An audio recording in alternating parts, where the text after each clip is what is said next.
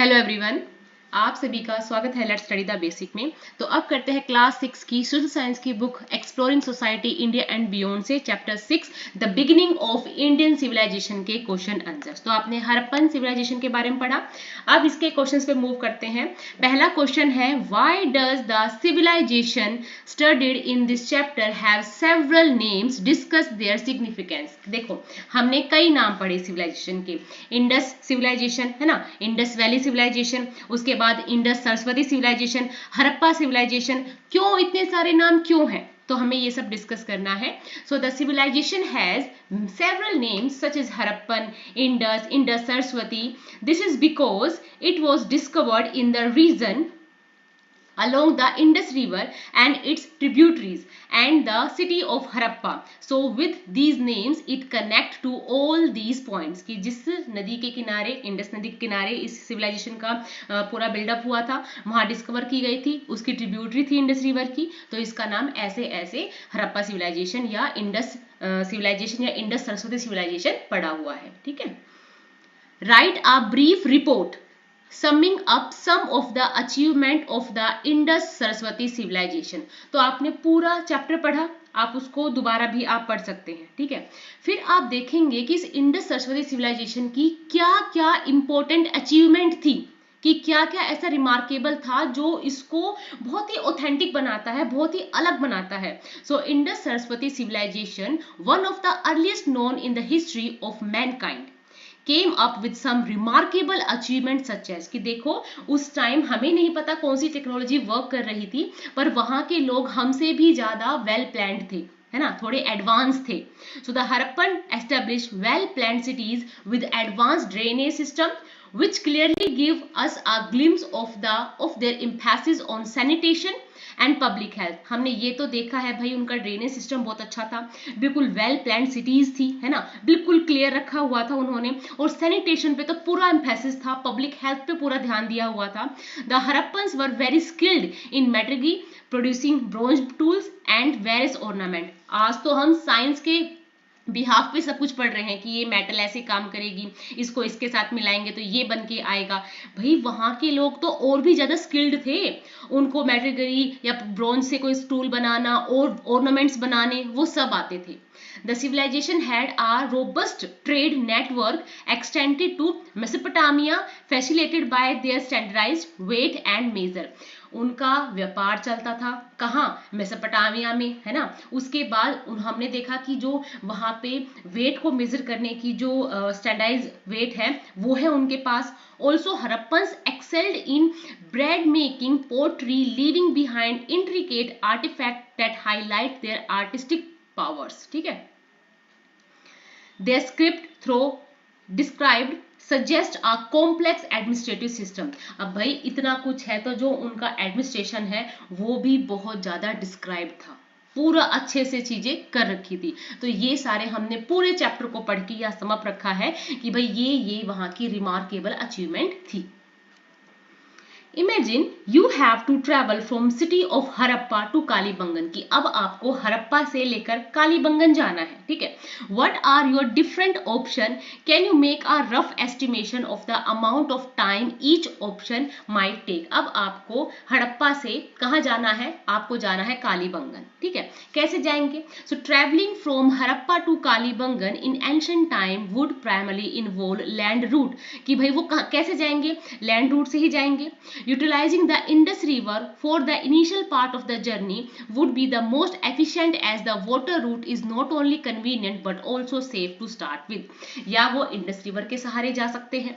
Further followed by overland travel using horse, bullock cart or on foot. अब यहाँ हम अपने अपने विचार बता रहे हैं कि वो आप लैंड रूट से भी जा सकते हैं, इंडस रिवर का भी इस्तेमाल कर सकते हैं हड़प्पा से कालीबंगन जाने में, वो हॉर्स का, बुल्लो कार्ट का, फुट का भी इस्तेमाल कर सकते हैं। And the total distance of approximately 200 kilometre and hence this might take few days depending on the condition and speed of the travel. कि वो जो हड़प्पा है, कालीबंगन है, उनकी जो बीच की दूरी है वो 200 किलोमीटर की है ना। तो डिपेंड करता है कि वो किस कंडीशन में जा रहे हैं, किस स्पीड से जा रहे हैं, तो हम ऐसे एज्यूम कर सकते हैं कि वो हड़प्पा से कालीबंगन पहुंच सकते हैं। ठीक है।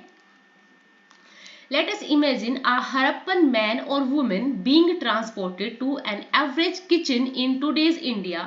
ठीक है, are the 4 or 5 biggest surprise awaiting them. अब आ जाते हैं रसोई के ऊपर, ठीक है. So we can imagine how it can be revelation for a Harappan man और women being transported to an average kitchen in today's India.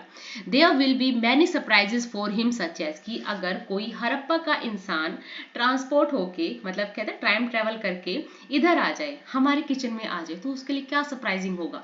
So a Harappan individual will be surprised by the presence of electrical appliance like refrigerator and microwave. तो देखो, इन दो चीजों का तो हमें कोई सबूत नहीं मिला कि वो होते होंगे. हाँ, वो मिट्टी का कुछ यूज करते होंगे रेफ्रिजरेटर के लिए, माइक्रोवेव के लिए वो हो सकता है जैसे हमारे चूल्हा होता है ऐसा चूल्हा बना सकते हैं. बट अगर आज वो हमारे इलेक्ट्रिकल अप्लायंस को देखेंगे तो थोड़े से सरप्राइज हो जाएंगे. He she will be amazed to see the variety of processed and packaged milk and food and the availability of running water through tap. और वो ये देख के भी बहुत ज्यादा अमेज हो जाएंगे कि आज बहुत सारा खाना पैकेट बंद आता है, मिल्क मिलता है पैकेज में, फूड ऐसा मिलता है जिसको हम पैकेट बंद करके खरीद के ला सकते हैं और कभी भी अवेलेबल है, और पानी तो टैप में से हमेशा आता रहता है. And he she will be further astonished to witness the use of gas और electric stove instead of traditional firewood. कि जैसे मैं अभी चूल्हा बोल रही थी, फायरवुड, उसका इस्तेमाल ट्रेडिशनल लोग करते थे, और आज वो आज की इलेक्ट्रिकल स्टोव को और गैस को या इंडक्शन चूल्हे को देख के तो वो एस्टोनिश हो जाएंगे, हैरान हो जाएंगे. Also the presence of modern utensils and cookware made of stainless steel and non sticky material will be another big surprise for him. तो देखो, आज हमारे किचन में ये सब प्रेजेंट है, उस टाइम तो नहीं होगा ना. तो कोई भी अगर हरप्पन कोई भी एक मैन या वुमेन यहाँ पे ट्रांसपोर्ट होके आएगा, टाइम ट्रेवल करेगा, तो उसके लिए ये सच में एक अमेजिंग, एस्टोनिश्ड और बहुत ही ज्यादा सरप्राइजिंग बात होगी, है ना. तो देखो, इमेजिनेशन पे बेस्ड है कि बच्चा सोच सकता है कि अच्छा मैं वहां चला जाऊं तो कैसा फील होगा, या वहां से कोई आ जाए तो कैसा होगा, क्या क्या अचीवमेंट की है हरप्पन सिविलाइजेशन में. तो देखो, बनाने वाले का तरीका देखो, बच्चों की इमेजिनेशन का यूज करके, उनकी क्रिएटिव थिंकिंग का यूज करके आपको क्वेश्चन से रूबरू करा रहे हैं, है ना. अच्छा वे पढ़ने का. Looking at all the pictures in this chapter, make a list of the ornaments, gestures, objects that still feel familiar in our 21st century. कि जो भी पिक्चर आपकी बुक में आपने देखा, ठीक है, चाहे वो ऑर्नामेंट की है या किसी और चीज की है, किसी और ऑब्जेक्ट की है, ठीक है. हमने वो वास देखा था, उस वास के ऊपर कौवा बना हुआ था, ठीक है. तो आप उसको देख के क्या फील कर रहे हैं, क्या ये आज की जो हमारे पास चीजें हैं, ऑर्नामेंट्स है, उससे फैमिलियर है, उससे मिलती जुलती है, हमें देखना है इसको. So looking at all the pictures in this chapter, we can say that ornaments just bangles, beads, gestures like the namaste pose, object like mirror, toy are still familiar in the 21st century. कि हाँ, कि जो पहले की जो चीजें हमने यहाँ देखी है वो आज भी हमारे यहाँ पे 21st सेंचुरी में आज भी है. मिरर है, टॉय है, नमस्ते करते हुए डॉल भी है, बैंगल्स भी है, बीड्स भी है, माला मोती जिनसे बनते हैं, बट सिर्फ देखने में अलग है. मतलब आज अलग टेक्नोलॉजी है, आज अलग तरीके से बनाई जाती है, उस टाइम अलग तरीके से बनाई जाती है, पर चीजें सेम है ना. What mindset does the system of reservoir at Dholavira reflect? Reservoir मतलब नेचुरल वे में या मैन मेड तरीके से एक बहुत बड़ा जगह बना देना, पोंड बना देना, ठीक है, और वहां पे पानी को रिजर्व करके रख लेना, ठीक है. ये हमें कहाँ देखने को मिला? ये देखने को मिला हमको धोलावीरा में. क्या क्या माइंडसेट होगा, क्या रिफ्लेक्ट करता है? तो ये रिफ्लेक्ट करता है advance planning and engineering skill. कि उस टाइम के जो लोग थे ज्यादा प्लान्ड थे, उन्हें पता था कि अगर यहाँ पानी नहीं आ रहा है या पानी की शॉर्टेज होती है किसी टाइम में, तो हम पहले से ही प्लान करके रखें, है ना.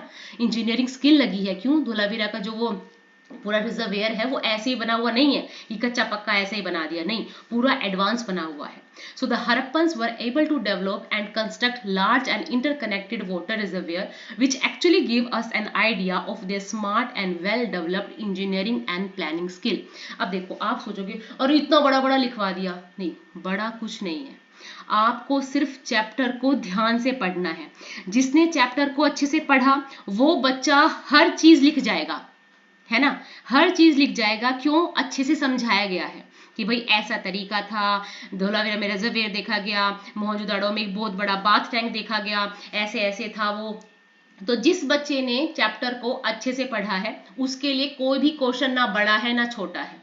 भाई कुछ चीजें तो हमें याद करनी पड़ेगी और याद करनी भी चाहिए, क्यों? हम बड़े हो रहे हैं। अब यहाँ पे कहा गया कि धोलावीरा में रिजर्वेयर देखा, क्या माइंडसेट होगा कि हो सकता है किसी महीने में पानी कम होगा तो वो बना रखा है, कंजर्वेशन ऑफ वाटर हो रही है।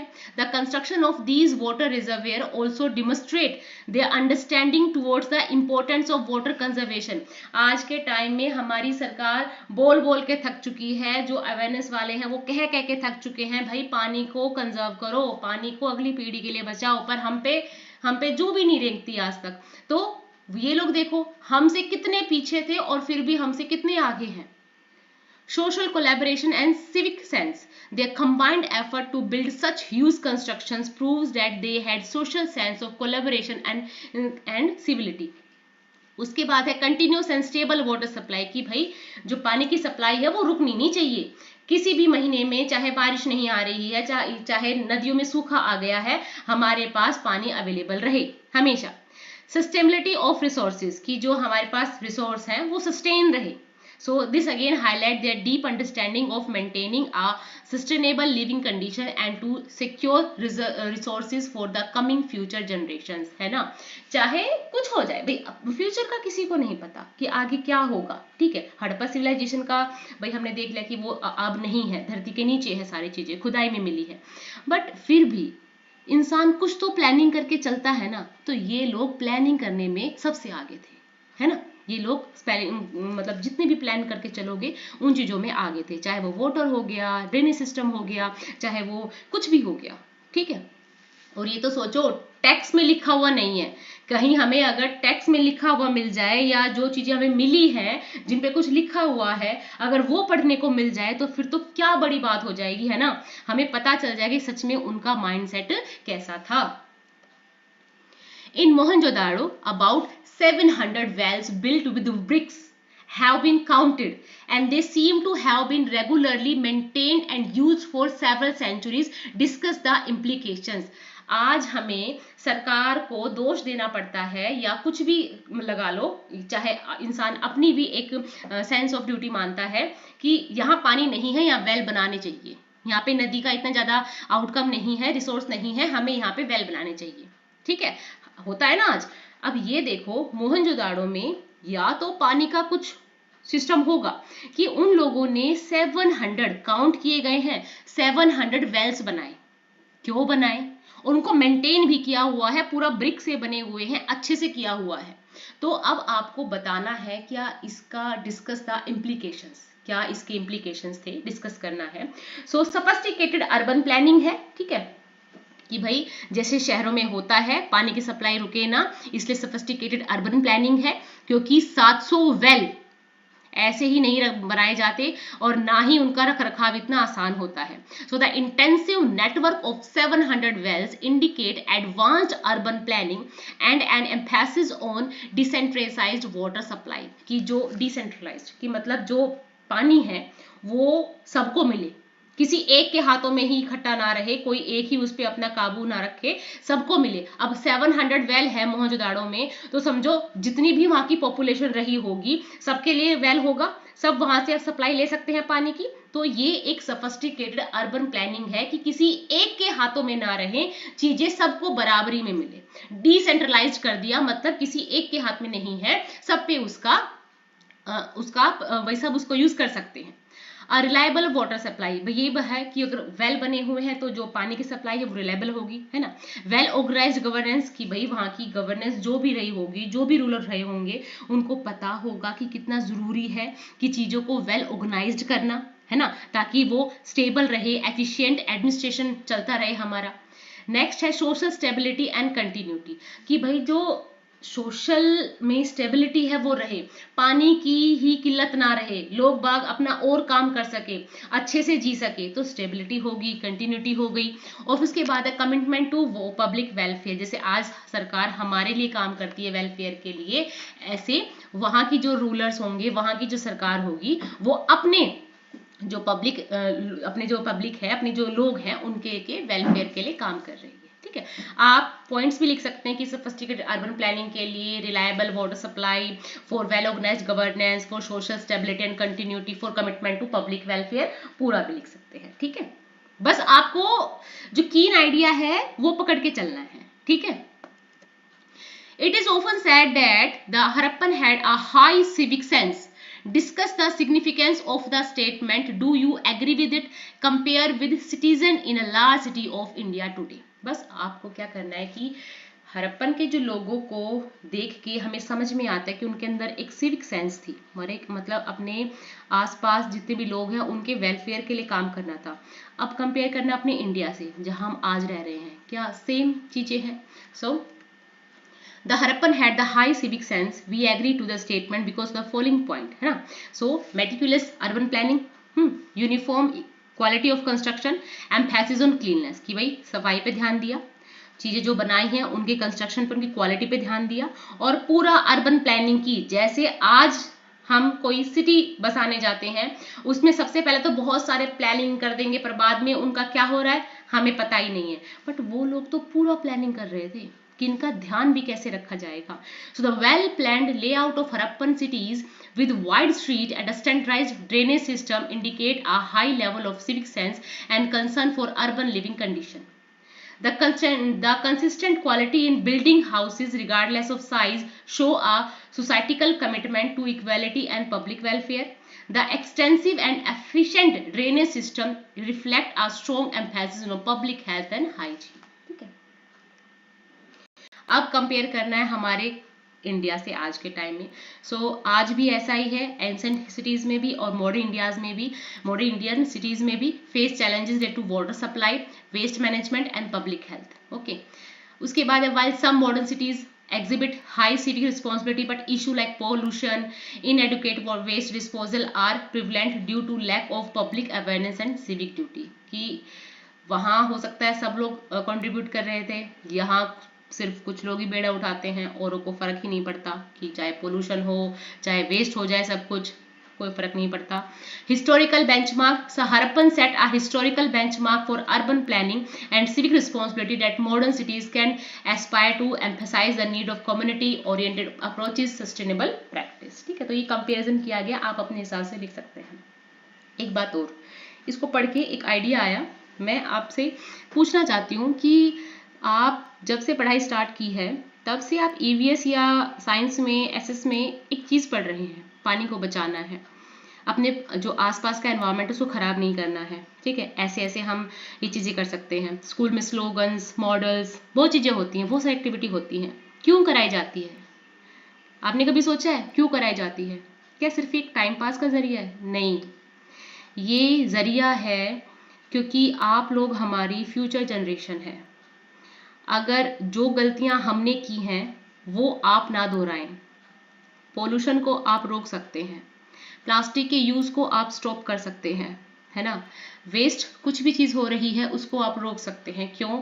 आप एक ब्रिलियंट माइंड है, आपके दिमाग में इतना क्रिएटिव थॉट आती हैं कि आप नई से नया आइडिया लेके आ सकते हैं। इसलिए बच्चों को स्टार्टिंग से ही इन चीज़ों के प्रति अवेयर कराया जाता है कि हमारे आसपास जो प्रॉब्लम्स है आप उनका सोल्यूशन निकाल सके। इसलिए जहाँ तक हो सके आप पानी को खराब ना करें, ज़्यादा प्लास्टिक का इस्तेमाल ना करें, पोल्यूशन फैलाने वाली चीज़ से थोड़ा सा दूर रहें और अपना ध्यान रखें, और एक अच्छे ह्यूमन बीइंग के रूप में इंडिया के लिए एक इंडियन अच्छे सिटीजन बने। ओके, तो आज के लिए इतना ही रखते हैं। Thank you and keep watching.